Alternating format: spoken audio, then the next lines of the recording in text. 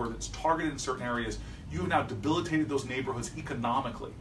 Because those people can't get jobs, business licenses, you're undermining neighborhoods. And so this is reinvesting and creates all the, we would literally create billions and billions of federal tax revenue if we legalize this. It makes sure that some of that money... Yeah, I think Colorado has $100 million of tax revenue already last year from marijuana sales. And it's a crime if you're not... And they invest that money in community centers, in education, in computers for kids. Like, they actually take that money and say, how do we make our community stronger? How do we make sure this money gets to the places that are most at need and at risk? And that's why this is a sort of a repayment. Let's invest in those communities that have been disproportionately targeted by the drug war, that have been hurt economically. Let's make sure that those are the communities that get the job training, the educational opportunities, so that we help to rebuild those communities after 40 years of devastating them with the drug wars. And then finally, it incentivizes states to do the right thing. We weren't here for the 1994 crime bill. We were a lot younger back in those days. But what that bill did is it created perverse incentives for states to raise mandatory minimums, to build prisons. It fueled, it supercharged the drug war. Well, now we're going to create the opposite incentives for people to change their laws appropriately around marijuana and the like. That's a general swath of this bill. And so now I'm going to refresh this, and let's just see what people are saying. It's coming through now. Legalize it. Veterans need for the piece. You know that this. We saw this in our early work. So we met with a lot of veterans around our states about how medical marijuana really helped them with PTSD, and because it's a federal crime to have access to marijuana, they couldn't get medical marijuana at the VA, and so it's absurd when you meet a veteran who knows this medicine makes them healthier, makes them be able to deal with stress, deal with anxiety. Deals with chronic pain. It's disgraceful that we can't actually have basic medicine for people who need it, and that's one of the reasons why I think making sure it's legal on the federal level makes all the difference, and then you don't have to necessarily wait for each state to come along to make sure those veterans get the medicine they need. Okay, these questions are coming so quickly. Legalizing marijuana is such a great tool for many people. This is Mary Ellen. I pray you both are people who, you can get that quickly enough. So voting in Oklahoma in June. This is great because other states are doing this. That's great. That's really great. Please, and we like this because hopefully it'll get a lot of people to come out.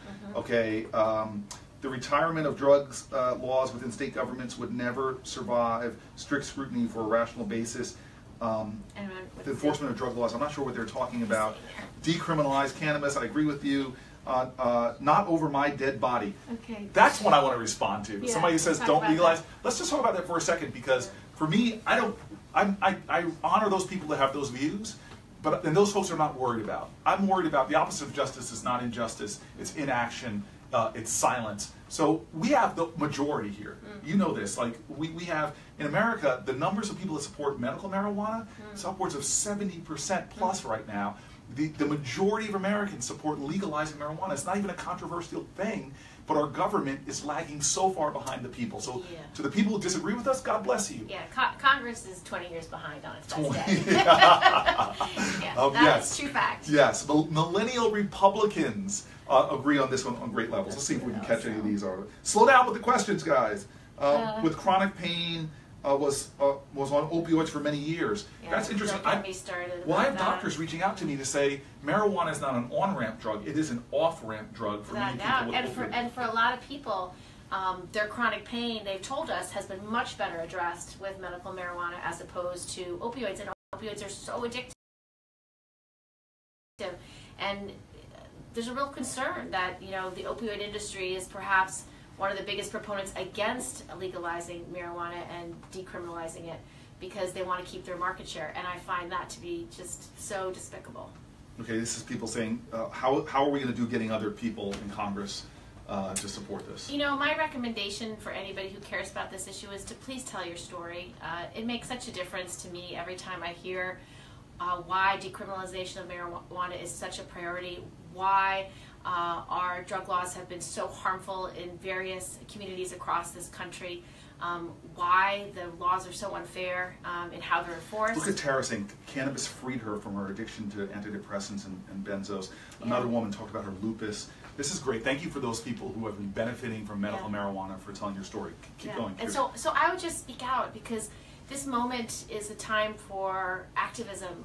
What's growing right now is the grassroots, and the grassroots have an outsized influence in what's happening. And to the extent you can tell your personal story to your member of Congress, to your senator, even if it's someone who already agrees with you, it only makes our job easier, because the more we can speak for you, the more we can relay what's happened to you and why these laws are so harmful, we can try to change them. And that's certainly what has propelled Cory's efforts over the years, and certainly propelled me. It's what's brought me to this conversation, just literally talking to constituents and hearing how horrible the enforcement of these laws and how unfair it is. It's it's really undermining communities and lives in a way that is really troubling. So a woman named Valeria has now said that this will lower incarceration rates, and that is the beautiful thing we're seeing in America.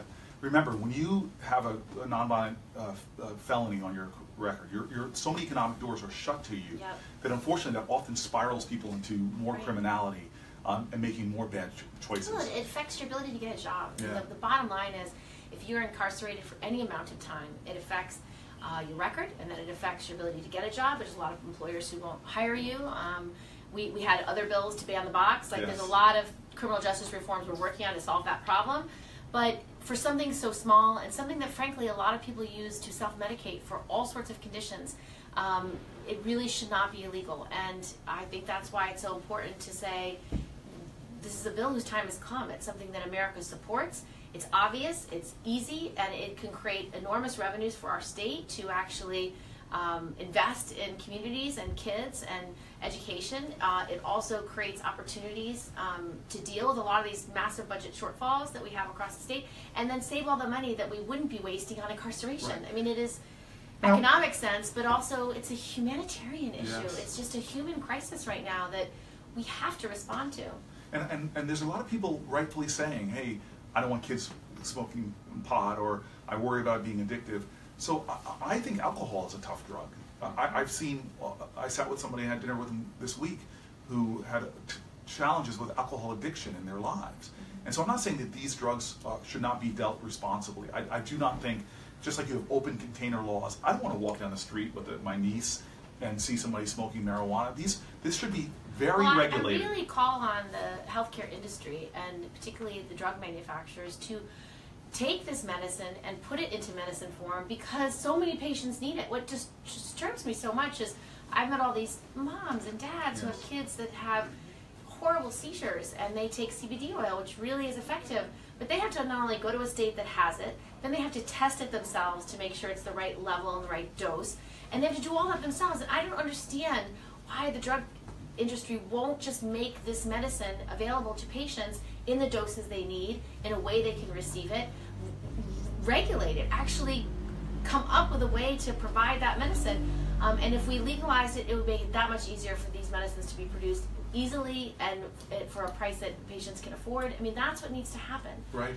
And so the idea of saying, let's end the federal prohibition, let states do what they want, means that states should be working to regulate this, keep it out of the hands of children, do proper labeling. What I've seen, the mistakes made with edibles, unacceptable. You need to make sure that this drug is out of the reach of kids. It is not for children. This is medicine, and this is a drug for adults that they can use for all sorts of reasons. But I really think, of course, kids can't have this. And in the same way, you don't want children to drink alcohol. These are two things that we as a parent will be focused on. Like this is. I want this to deal with our unfair criminal laws. I want to do this so that drug companies will finally do their job and create these drugs for us. Get it to patients, stop the barriers that make it so hard to be able to have access to a medicine that really does address a lot of illnesses, including chronic pain. And this is the comparison I want to make to people who are like, I don't want to see this legalized. We tried to give prohibition for alcohol, and it was disastrous. You had violence, gangs, crime. We ended prohibition, regulated it, and dealt with the problem. We cannot arrest our way out of the alcohol addiction problem. Imagine if we had that in our country right now, arresting anybody who's alcoholic, throwing them in jail. That's not the way. It's treatment. It's a lot of things that make it better. Now, marijuana, to me, it's the same thing. The prohibition has been a massive failure, leading to deaths, crime, horrible unintended consequences and unfair consequences. The fact that, again, you know, for if you're a Latina or a Latino, or you are African American, you are much more likely to be arrested on these charges, and certainly in my state, in your state too. And if you're poor, you're much more likely. And if you are low income, yes. it is just as hard. And so it's just our criminal justice system isn't working the way it's supposed to work, and it has a disproportionate harm in a lot of our communities of color, and it's unfair. Right. And it needs to change. The solution: tax, regulate, give treatment, avenues of life. And the great thing that we're seeing in is places that are reforming their marijuana laws, incarceration is going down. So you're saving society money, you're creating that peace dividend, so to speak, that we could be investing in the kind of things of treatment. Can you keep up with this? It's going pretty fast. Yes.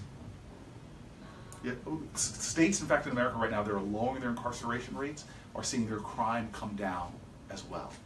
So let's see. This person's talking about opiates being physically addictive, but marijuana is not. And so for some patients, it's a much better treatment for chronic pain. Yes. A lot of great statements about the importance of this drug for chronic conditions as well. The government is a vault for cannabis being involved. Well, you had some great points in a hearing we had about why this federal prohibition has actually undermined the ability for scientists to study it. Well, because it's a Schedule I drug. Which is on the same means level. It has no medical impact or no medical effect or no medical use. It's just a lie. Baloney. Yes. And so that's a huge problem, number one. But number two, it means that the research can't be done. So you can't have researchers all across America doing research about how to treat various illnesses with this particular drug without jumping through a lot of hoops that are very expensive and very difficult. And so that was one of the reasons why we were pushing so hard to just at least get us to Schedule II. At this point, I don't even think it's worthwhile doing that. I think it should just be legalized. Deschedule. Yeah, I just think it should be. Okay, let's see what part of it. Please realize that there is a huge benzo problem in this country, not just opioids. Yes, that's true. Do not hand this medicine over to Big Pharma. I want to comment on that, because to me this is my worry right now. Yeah. Is that as this is being legalized, who is going to start controlling the sale of this? And that's why I'm looking at a lot of minorities who have criminal convictions that are being squeezed out of this this process. I do not want to see this become something controlled by the same large corporate powers that control other drugs. And that's why there's elements of this bill that are really critical to allow low-income folks to be investing, allowing minorities to be there. And the other thing I want to say, and this is where I like LA and some other cities who really understand this danger as well, that the big money is going to start taking over this. They're really doing, and I encourage anybody that's in a state that's talking about legalization, something I'm talking about in New Jersey, give small businesses opportunities, give underrepresented populations, women-run businesses, minority businesses.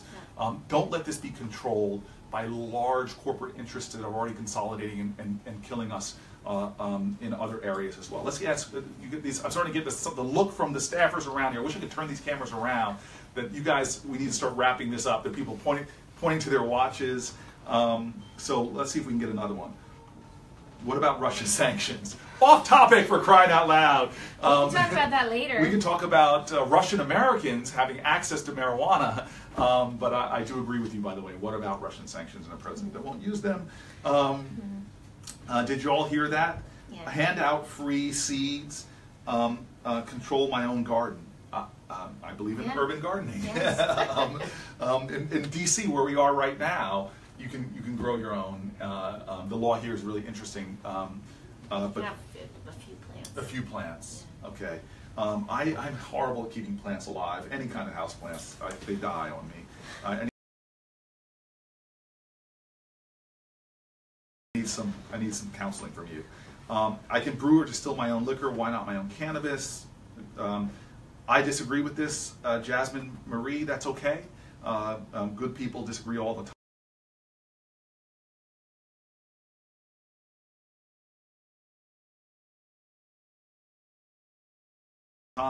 I do think that we are on the right side of history, and that 25 years from now we're going to be looking back and saying, how could we have done, just in the same way we look back on alcohol prohibition is how we're going to look back on marijuana prohibition. You need more cannabis from Controlled Substances Act. I don't know. Yeah, that's the Controlled Substance Act is the problem. So that's one of the reasons why we want to legalize, because that act in and of itself is prohibiting so much of the research, which is so frustrating to me. Okay. That's why these jobs are the jobs of the future. That's the other thing people don't talk about. In places that have legalized marijuana, they are creating massive more economic opportunity. It has a multiplier effect. So not just more tax revenue for the state, but more jobs are being created and more business. Somebody asked if cannabis would be available for people with depression, and yes, I've heard for a lot of our veterans, it's one of the best drugs they've found for both depression and PTSD. I've also heard a lot from people with glaucoma, people undergoing cancer treatment, people with MS, and then with all these seizure disorders. So there's so many medical uses, which just makes me so frustrated that people can't get medicine when they need it most. Anthony Raymond just said that the stuff he's been doing for his PTSD has been destroying his pancreas. These drugs are harsh and they're bad, while cannabis seems to have a lot less side effects. Well, when I was talking to the moms with the kids with Dravet syndrome and other seizure disorders, the only legal drug they could give them in some places were barbiturates, and those drugs were so harsh it would knock the kids out, and they couldn't actually learn to walk. They couldn't learn to talk. They couldn't grow up because they were knocked out all the time. And so she just wanted access to medicine. And it's ridiculous how hard it is for these families. And so I think if we can decriminalize marijuana and we can make it legal on the federal level, it really will allow the flow of innovation. It'll allow for both recreational use by adults, but also all the medical uses by patients across the board. It's so urgent, and I don't understand why it's so hard to move this forward, because it makes so much common sense. Yes. A guy named Chalak, C-H-A-L-E-K, just wrote that he thinks alcohol is far more dangerous. I just want to tell you my experience. As a mayor, running a police department, I saw the most awful, devastating realities coming from alcohol abuse. Well, we've had addiction in our family, and so I know what alcoholism looks like. It can kill you, just as any other disease. And so that's why we need to at least treat marijuana in a regulated format, to make sure it's a drug that we can make sure is safe, to make sure that people who need it can have access to it. And if we can regulate it like we regulate alcohol, it will be better, because then people who do want to self-medicate or do want to get medical marijuana will have access, and that's the whole point. But just anecdotally from my experience, the calls we would get for police would be police showing up for bar fights, for alcohol-related, domestic violence, alcohol-fueled. So many calls, I can tell you. Were we getting calls to places to break up these folks sitting around smoking marijuana? No. It has a different effect. I think it might lead to the overconsumption of empty carbohydrates, which might lead to diabetes. These are links that we can talk about. Don't say that. Don't say that? No. Okay, I'm sorry. My staff all had it. Like, they all stood up, for crying out loud, like they were ready to charge 2 United States senators who have been trained in Krav Maga. I have not. You have not? You have to protect me. Neither have I. I just say that so I get less people charging at me. Yes, why would you dispel that? You could have just remained silent and people wouldn't know. They would now think that you were trained in Israeli self-defense. I am not. Okay, she is not. There's no Krav Maga here. Just Kung Fu. Karate. Okay, one more here. You pick the last question. Well, this lady says it helps with her sciatica and her migraines, which I've heard a lot. It's been amazing how many people on this that have been flowing through have been giving testimonials about what it's done for their arthritis. My friend used it for chemotherapy for cancer. Yes, I've heard a lot of people do that to stimulate their appetite, to help them eat after things like that. Come on, give us one last question. You are hilarious. It may increase carbohydrate already. I can see the meme tomorrow. It's going to be terrible. Really. I should not have gone there. I should not have gone there. It's okay. It's okay. It doesn't seem to be any questions in here, but I'm looking very, very carefully.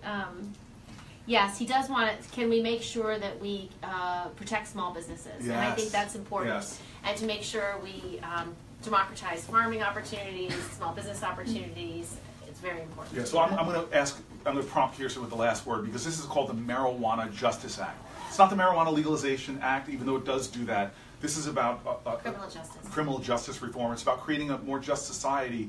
And again, I introduced Kirsten with the truth. She's been one of the great agents of justice for everyone in our country. And I just want to thank you again, and maybe ask you to say some final words about, I love how when you talk about as a mother of 2 kids, I love how much your constituents are shaping. You are really an agent of democracy, because I love to see when you, and I've seen how you listen to your constituents.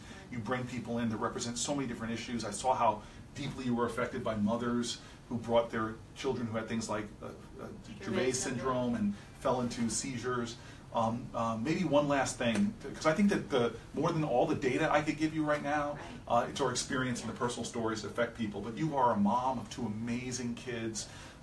You have had the privilege now of living in multiple different communities in your state, and you've seen how these issues affect you. What drives you on this? Why is this so important? And what's your last call to action for them? So the reason why this matters so much to me is because I've met with so many constituents whose lives have been upended, who have been ripped apart of their families, taken out of a community, out of a home, not being able to work, not being able to get the jobs they want, not being able to live the American dream. I mean, this is something that robs people and families of their hopes, of their dreams, of their potential, of all that they can accomplish. For what? Because they use marijuana. It's absurd. It's absolutely absurd. And the destruction and the wake it leaves is really pretty horrible. So I care because I want to change how our laws affect these people. It's not fair, it's not right, and this is a drug that should be regulated like any other drug, and it should be available for people who need it. Thank you, everybody, very much. Please, the call to action for everybody watching this. I've just learned about how hard change is, and the biggest obstacles to change are not those legislators that are refusing to do something.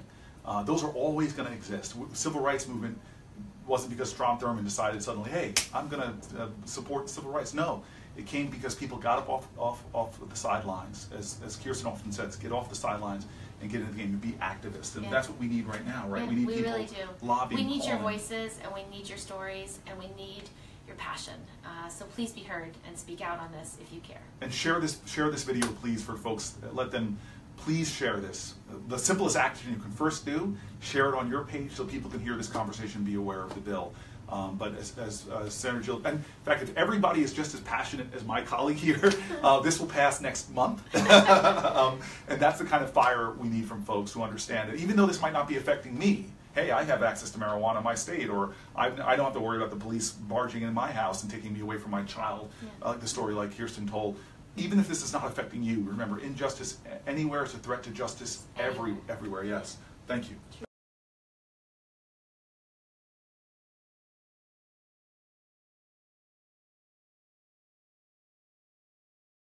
So there we have it. Pretty big news this morning. Kirsten Gillibrand, Senator, I don't even know where she's from.